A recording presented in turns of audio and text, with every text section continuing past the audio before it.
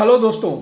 आपने सुना होगा कि यूएस की इंटेलिजेंस एजेंसी जो कि बहुत इंटेलिजेंट है, उन्होंने बताया अभी फिलहाल कि ईरान जो है वो नेक्स्ट 48 आवर्स में शायद सऊदी अरेबिया पे अटैक कर सकता है। सो क्योंकि वो इंटेलिजेंस एजेंसी काफ़ी इंटेलिजेंट है और लगभग सभी जगह पर पूरे वर्ल्ड ओवर जहां पर भी कोई इंसिडेंट होने वाला होता है वो शायद वो पहले ही भांप लेते हैं, पता चल जाता है। ये सारी कहानी आज इसके बारे में हम चर्चा करेंगे कि क्यों सऊदी अरेबिया और ईरान के बीच में इतने कॉन्फ्लिक्ट्स हो रहे हैं, क्या प्रोटेस्ट हो रहे हैं ईरान के अंदर, सऊदी अरेबिया को क्यों सपोर्ट कर रहा है अमेरिका। और आपने जैसा कि अमेरिका के बारे में सुना होगा, अमेरिका मोस्टली देखिए कहीं पर भी वॉर हो या कोई इंसिडेंट्स होते हो वहां पर सब जगह आप अमेरिका का नाम सुनेंगे।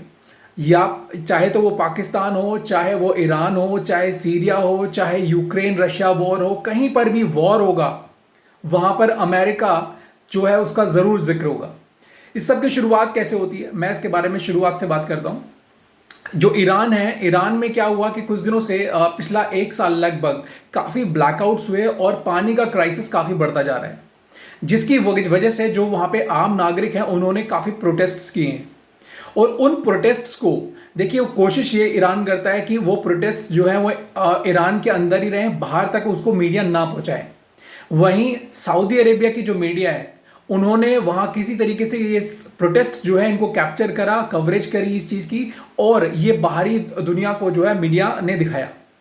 जिसको जैसे ही वहां के कमांडर्स जो हैं उनको पता चला, जो ईरान के कमांडर्स हैं उनको पता चला कि उनकी मीडिया, सऊदी अरेबिया की मीडिया ने ये कवर करके और बाहरी देशों में भेज दिया है, तो उन्होंने उनको वार्न किया कि आप ये गलत कर रहे हैं, हमारे जो इंटरनल मैटर्स हैं उनमें आपको दखल अंदाजी करने का कोई हक नहीं है।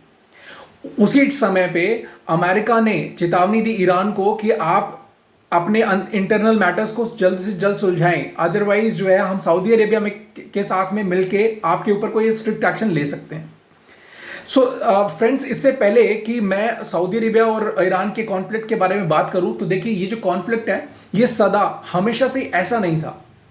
1979 से पहले इनको ट्विन पावर्स के नाम से, ट्विन ब्रदर्स के नाम से जाना जाता था। बहुत जो इस्लामिक कंट्रीज हैं उनमें आपस में बड़ी शांति थी, बहुत आराम से सब रहते थे। रीजन ये था उस समय मोनार्की थी, वो सभी कंट्रीज में मोनार्की थी और सब राजा एक दूसरे से मिलजुल कर रहते थे। वहीं पर एंट्री होती है कुछ प्रोटेस्टर्स की जो ईरान में थे। ईरान में 79 के आसपास, 1979 के आसपास कुछ प्रोटेस्टर्स आते हैं। वो बेसिकली वो थोड़े से नाराज थे अपनी मोनार्की से और अपने राजाओं से, और उन्होंने क्या प्रोटेस्ट शुरू किए। वो छोटे प्रोटेस्ट थे, इतने बड़े लेवल के नहीं थे जिसमें बाहरी दुनिया को आके और उसमें इन्वॉल्वमेंट दिखानी पड़े। बट वहीं अमेरिका की नज़र जाती है कि छोटे छोटे प्रोटेस्ट हो रहे हैं मोनार्की को लेकर, और वो उन प्रोटेस्टर्स को सपोर्ट करता है कि हम आपको मिलिट्री और फाइनेंशियल एड देंगे, मदद करेंगे आपकी, आप इनके खिलाफ जो है प्रोटेस्ट कीजिए। ये सारे के सारे प्रोटेस्ट शुरू होते हैं और एक बड़ा रूप ले लेते हैं, जिसमें फाइनली लगभग 1982 के आसपास जो मोनार्की है वो वहां से खत्म होती है और जो गवर्नमेंट है वहां पे एस्टैब्लिश होती है। एस्टैब्लिशमेंट जैसे मैं बता दूं, वहां पे कोई ऐसा डेमोक्रेसी, बहुत जबरदस्त डेमोक्रेसी नहीं है, बट फिर भी छोटे छोटे ग्रुप्स, जिस तरीके से हम अपने नेबर जो हमारा पाकिस्तान है उसमें हम देखते हैं कि पाकिस्तान में भी जो गवर्नमेंट है, बेसिकली उस गवर्नमेंट का बहुत बड़ा रोल नहीं है गवर्नमेंट को चलाने में। बट जबकि इस्टेब्लिशमेंट जो वहाँ की जो मिलिट्री है और जो छोटे छोटे टेररिस्ट ग्रुप्स है उनका काफ़ी इंटरफेरेंस है गवर्नमेंट के जो डेली बेसिस पे जो पॉलिसीज होती हैं, डिसीजंस होते हैं उनमें। उसी तरीके से ईरान में भी है। ईरान में छोटे छोटे कई सारे ग्रुप्स हो गए जो टेररिस्ट ग्रुप्स है बेसिकली, और उन्होंने ईरान को बोला, जब ईरान में गवर्नमेंट स्टैब्लिश हुई, मोनार्की खत्म हुई, तो देखिए ये बेसिकली क्या होता है, दो कंट्रीज है, जैसे मैंने बताया सऊदी अरेबिया और ईरान। ईरान में है सुन्नी मुस्लिम्स और शिया मुस्लिम्स, और सऊदी अरेबिया में सुन्नी मुस्लिम्स। सो बड़ा तबका जो है सऊदी अरेबिया में सुन्नी मुस्लिम्स का है, छोटे छोटे पार्ट में कहीं ना कहीं शिया मुस्लिम्स भी रहते हैं। ये जो रेवोल्यूशंस हुए जिसमें कि मोनार्की को बाहर फेंका गया अमेरिका की मदद से, ये शिया मुस्लिम्स के थ्रू किया गया। और बाकी जितनी भी आसपास की जितनी भी मोनार्की थी, जो कि बाकी मुस्लिम इस्लामिक कंट्रीज थे, उन्होंने देखा कि शिया मुस्लिम्स जो हैं वो बड़े तौर पर कोशिश कर रहे हैं कि मोनार्की को ख़त्म किया जाए। सो उन्होंने थोड़ा थोड़ा अपना कोशिश किया कि ईरान से किनारा कर लें। वहीं अमेरिका ने सपोर्ट किया ईरान को। इसके बाद में एक छोटी घटना होती है 1979 में। 1979 में ये जो शिया मुस्लिम्स हैं ये चैलेंज करते हैं, ये जो छोटे छोटे ग्रुप्स बन गए, जो मिलिट्री ग्रुप्स बन गए या टेररिस्ट ग्रुप मैं कह सकता हूं इनको, ये जो छोटे ग्रुप्स बन गए, इन्होंने चैलेंज किया सऊदी अरेबिया को। सऊदी अरेबिया जो है ना, देखिए उस समय आप यूं समझ लीजिए लीडर था सारे जितने भी इस्लामिक कंट्रीज हैं उनका। क्यों? दो तीन रीजंस हैं। पहला तो ये कि उसके पास में जो दो जो होली सिटीज हैं मक्का और मदीना, वो दोनों के दोनों सऊदी अरेबिया में है, कस्टडी में है उसकी। और बाकी सारे कंट्रीज उनको कोई प्रॉब्लम नहीं थी उससे, पर जो शिया मुस्लिम्स ईरान के थे उनको बड़ी प्रॉब्लम थी।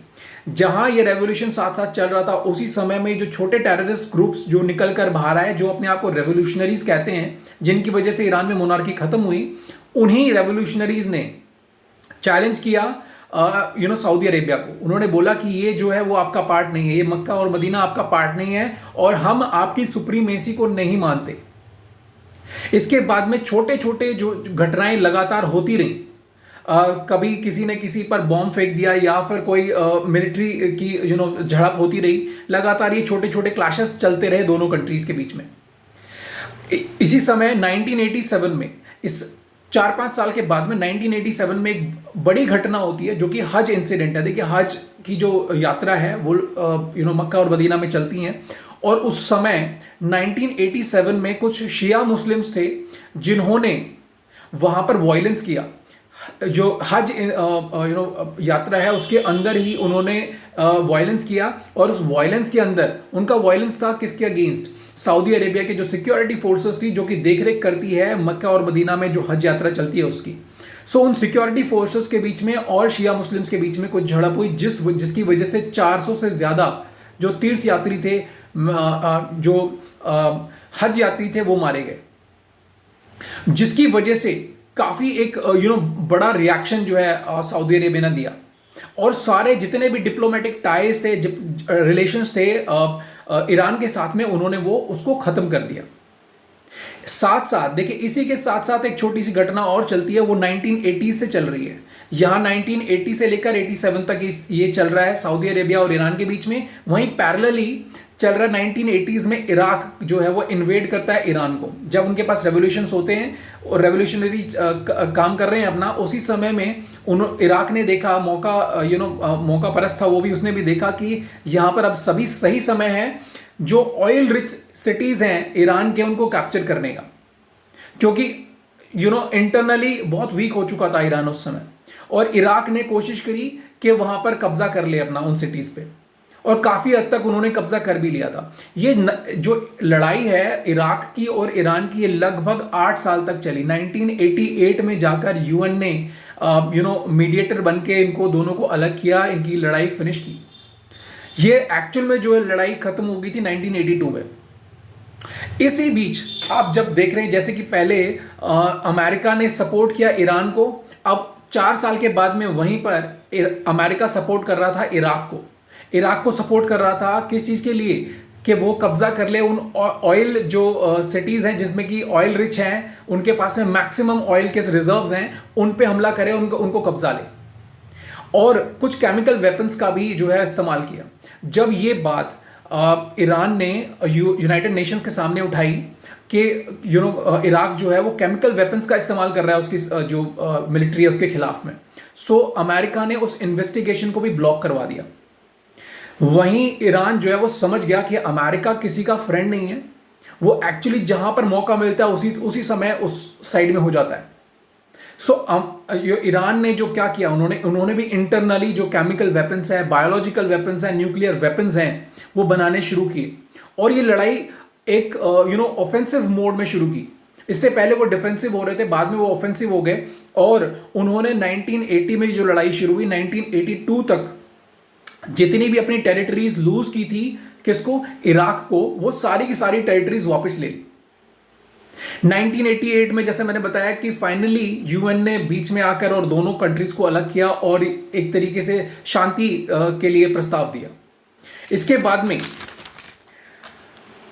1988 में ये चीज़ें खत्म हुई, वहां से हम छोटी छोटी देखिए इंसिडेंट्स चलती रही लगातार, और इसके बाद में हम आ जाते हैं 2019 में। 2019 जब आता है तब आपने सभी ने, अब जो जितने लोग अब आज न्यूज़ देखते हैं वो सब जानते हैं कि एक ऑयल टैंकर्स जो ईरान के थे उन पर हमला हुआ, और उसमें जो ब्लेम किया गया, ईरान के द्वारा ब्लेम किया गया वो इराक, सऊदी अरेबिया को और अमेरिका को। इसी का रिवेंज लेते हुए ईरान ने सऊदी अरामको 2019 में ही, सऊदी अरामको जो कि पूरे वर्ल्ड की जो ऑयल की जो प्रोसेसिंग होती है उसकी जो सबसे बड़ी कंपनी वो सऊदी अरामको है, उसके ऊपर हमला कर ड्रोन अटैक्स कर दिए। और उस ड्रोन अटैक में लगभग हाफ उसकी जो प्रोडक्शन होती है, जितनी जो ओवरऑल जो टोटल प्रोडक्शन है उसका हाफ जो है वो हिट हुआ। इसके लिए सऊदी अरेबिया ने अगेन ब्लेम किया, और अमेरिका भी उसके सपोर्ट में आया, उसने भी ब्लेम किया कि ये सारी चाल जो है वो ईरान की है। ठीक है, इसके बाद में 2020 में यूएस ने फिर एयर स्ट्राइक लॉन्च की, और एयर स्ट्राइक में काफी कमांडर्स वगैरह जो हैं ईरान के मारे गए। ये छोटी चीजें काफी सारी लगातार चलती रही। 2020 में फाइनली यूनाइटेड नेशंस ने और इराक ने मिलकर कोशिश की कि सऊदी अरेबिया और ईरान के बीच में थोड़ा सा पीस टॉक्स हो जाए, बट ऐसा नहीं हुआ।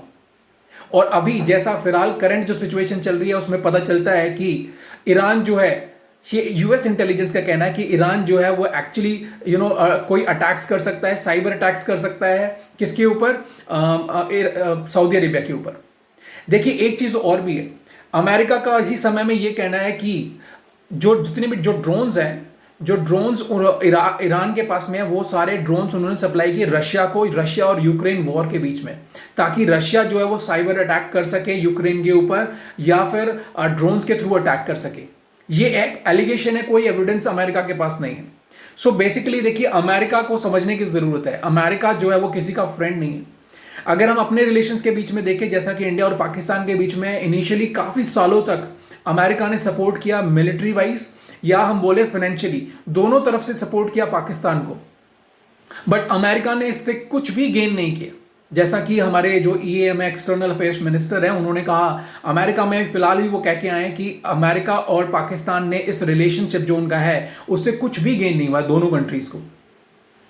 और अब क्योंकि फिलहाल ही जो है F-16 जो है उसने सप्लाई की है पाकिस्तान को, वहीं वो यूक्रेन की मदद कर रहा है, वहीं वो इराक में, वहीं वो ईरान में, वहीं सीरिया में उन्होंने सिविल वॉर्स करवाए। सो बेसिकली जितना भी वर्ल्ड में आप टेंशंस देखेंगे, टेररिज्म देखेंगे, वॉर देखेंगे, उन सबके पीछे जो मास्टरमाइंड है, जो स्ट्रैटेजीज हैं, वो बनाने वाला कोई और नहीं, वो अमेरिका है। और पीस टॉक के नाम पे देखिए उन्होंने काफी सारे अपनी मुहिम भी चलाई हुई कि हम पीस टॉक्स की बात करते हैं, बट ऐसा है नहीं। So that's it guys for today, and I hope you will like the content. If you like the content, please do share with your friends, family and kids. And thank you for all. Have a nice day.